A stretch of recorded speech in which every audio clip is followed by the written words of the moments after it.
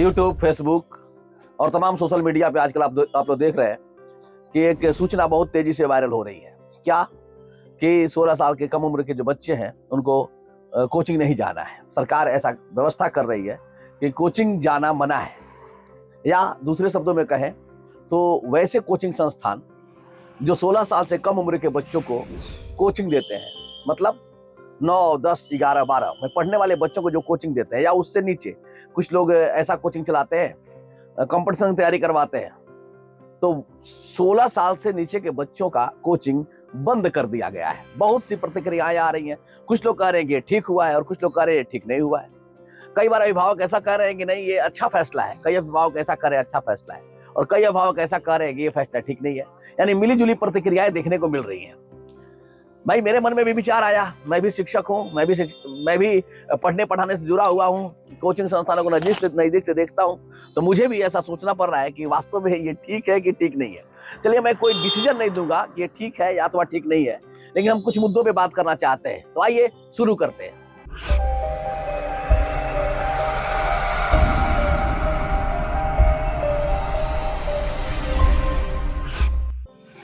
पहली बात तो हमें यह सोचना चाहिए, कोचिंग बंद ही क्यों करना पड़ेगा? कोचिंग बंद ही क्यों करना है? जानते हैं आजकल बच्चों के आत्महत्या की घटनाएं कितनी बढ़ गई हैं, बच्चों पे कितना प्रेशर है, मानसिक दबाव है।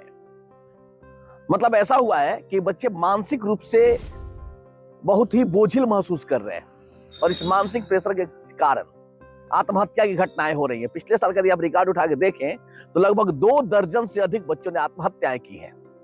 और ये आत्महत्याएं क्यों हो रही हैं?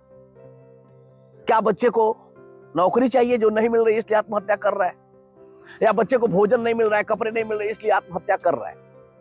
नहीं, बच्चों से जो गार्जियंस, टीचर्स जो अपेक्षाएं पाल ले रहे हैं, उन अपेक्षाओं को पूरा नहीं करने के चलते बच्चे आत्महत्या कर रहे हैं। और ये अपेक्षाएं आ कहां से रही हैं? और इन अपेक्षाओं को पूरा करने के लिए जो उन पे एक दबाव बन रहा है, एक तरफ तो गार्जियन अपेक्षा कर रहा है और दूसरा कोचिंग का एक प्रेशर बन रहा है।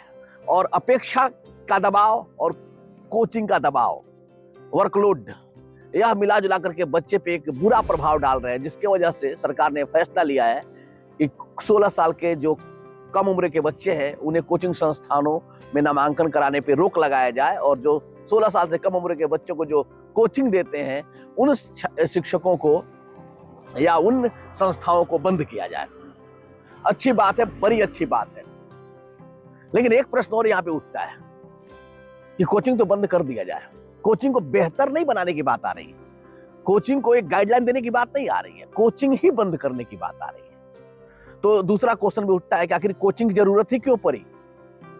क्यों कोचिंग हावी होते चले गए, और क्यों आज के जमाने में सारे बच्चे कोचिंग की ओर जाना चाहते हैं? सारे अभिभावक अपने बच्चे का नामांकन कोचिंग में कराना चाहते हैं। कुछ ही दिन पहले की बात है, मेरे स्कूल से एक लड़की हॉस्टल से नाम कटवा के गई।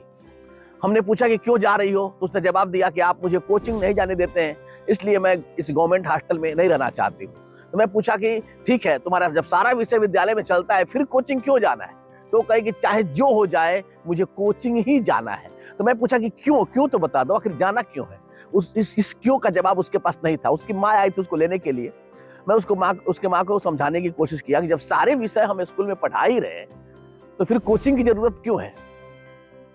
लेकिन वो मानी नहीं, उसको कोचिंग जाना था, इसलिए कि उसकी सारी सहेलियां कोचिंग जा रही थी और वही एक कोचिंग नहीं जा रही थी।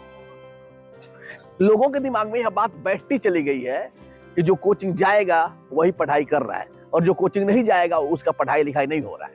यानी कोचिंग ही पढ़ाई स्कूल का पर्याय बन गया है।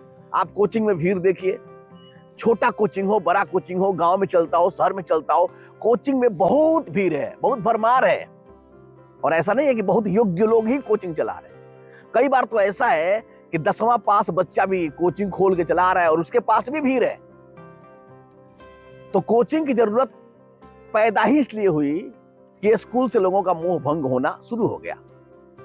लोग मान के चलते हैं कि स्कूल में पढ़ाई नहीं होती इसलिए कोचिंग में जाना है। और कोचिंग का क्या कमाल है? कोचिंग चलता किस विषय का है? मैथ और साइंस विशेष करके। जब स्कूल और भी ध्वस्त होते चले गए, स्कूल में पढ़ाई और भी कम होती चली गई, तो कोचिंगों में लोग हिंदी, अंग्रेजी सारे विषय पढ़ाने लगे। अब 1 घंटा 2 घंटे कोचिंग में सारे विषय पढ़ाए जाते हैं, फिर भी कोचिंग की ओर लोग उन्मुख है, स्कूलों की ओर नहीं। तो स्कूल की व्यवस्था जो ध्वस्त हुई, स्कूल की व्यवस्था जो कमजोर हुई, स्कूल के पाए जब कमजोर हुए, वहां पढ़ाई लिखाई होना बंद हुआ, तब कोचिंग मजबूत हुए। अब हम कोचिंग को बंद कर रहे हैं।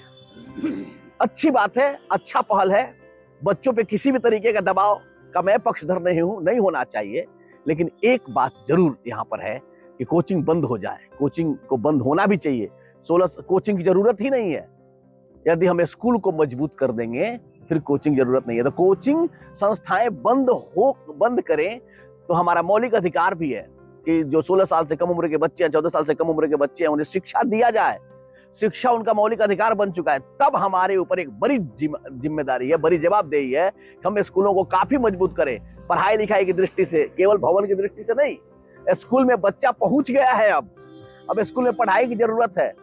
जितनी योजनाएं लाएंगे, चाहे साइकिल की योजना हो, चाहे पोशाक की योजना हो, सारी योजनाओं के पीछे, छात्रवृत्ति की योजना हो, समस्त योजनाओं के पीछे एक मकसद काम कर रहा था। क्या मकसद काम कर रहा था? कि बच्चे स्कूल आए। अब बच्चे स्कूल में आ गए, मिड डे मील की योजना, बच्चे स्कूल में आ गए। अब जरूरत इस बात की है कि उनको पढ़ाया जाए। तब बच्चे स्कूल में तो आ गए हैं। आजकल एक और नई परंपरा देखने को मिल रही है, बच्चे स्कूल तो आ जा रहे हैं लेकिन स्कूल में पढ़ने नहीं आ रहे हैं। दूसरा, ड्रॉप आउट रेट बढ़ रहा है। कारण क्या है? स्कूल में तो हमने बुला लिया, हजारों को बुला लिया, लेकिन स्कूल में उन्हें रोकने की व्यवस्था हम नहीं बना पाए। केवल मध्याह्न भोजन बहुत इंटेलेक्चुअल परिवार के बच्चों को नहीं रोक सकता। मध्याह्न भोजन के लिए केवल वही रुक सकता है जिसके पास भोजन की समस्या है, और भोजन की समस्या हमारा देश समाधान कर चुका है। जरूरत इस बात की है कि जो बच्चा स्कूल आ गया, अब उसकी इंटेलेक्चुअलिटी बढ़े, उसका माइंडसेट डेवलप हो, वो नॉलेज प्राप्त करे, वो आगे बढ़े। जिस दिन स्कूलों में पढ़ाई होनी शुरू हो जाएगी, जिस दिन स्कूल इतने स्टेबल हो जाएंगे, उस दिन कोचिंग अपने आप खत्म हो जाएगा। जैसे जिस दिन हमारे नाखून कभी हथियार के काम आया करते थे, तब नाखूनों को लोग बढ़ाता था। आज क्या हम करते? नाखूनों को काट देते, कटअप। क्यों करते हैं? क्योंकि अब नाखूनों की जरूरत नहीं है। तो जब स्कूल मजबूत हो जाएंगे तो कोचिंग जरूरत नहीं रहेगी। यदि हम समय रहते स्कूलों को मजबूत नहीं करेंगे तो कोचिंग को बंद होने, कानून बनाना आसान है लेकिन बंद होने से रोकना बहुत मुश्किल है। तो मैं यही कहना चाहूंगा इस बिंदु पे कि कोचिंग बंद होना तो ठीक है, लेकिन स्कूलों को मजबूत होना पड़ेगा। और यही बात सारे गार्जियंस भी कह रहे हैं। क्या तिवारी जी, अब क्या कहना चाहेंगे? अच्छी बात है, कोचिंग बंद हो, ये भी हम भी मानते हैं, लेकिन वैसी व्यवस्था विद्यालयों में हो। हाँ, जो टीचर कोचिंग में 1 घंटा में 8 विषय पढ़ा देता है और 10 मास्टर मिलकर उसका 8 विषय एक पूरे दिन में नहीं पढ़ा पाते, तभी तो बच्चे कोचिंग की ओर उन्मुख हो। कुछ मास्टर ऑफिस में बैठकर पेपर वर्क इतना सरकारी विद्यालयों में बढ़ गया है कि आधे मास्टर पेपर वर्क में लगे, यह रिपोर्ट बनाइए, मध्याह्न भोजन, मतलब जैसे भी हो कोचिंग, स्कूल में मजबूत होना चाहिए, मजबूत पढ़ाई के दृष्टि मजबूत होना चाहिए। भोजन, बच्चे स्कूल में आ गए, शिक्षा का विकास होना चाहिए विद्यालय। तो प्राइवेट, जैसे लोग चाहता है कि हम सरकारी IIT में कोई नाम लिखाना चाहता है, बिल्डिंग बना सकती है, सरकार बेंच दे सकती है, सरकार कंप्यूटर दे सकती है, व्यवस्था भी सरकार को ही करना। मतलब जो भी हो उसका मैनेजमेंट वैसा होना चाहिए। देखिए हमारे साथ एक शिक्षक भी है, क्या कहना चाहेंगे आप?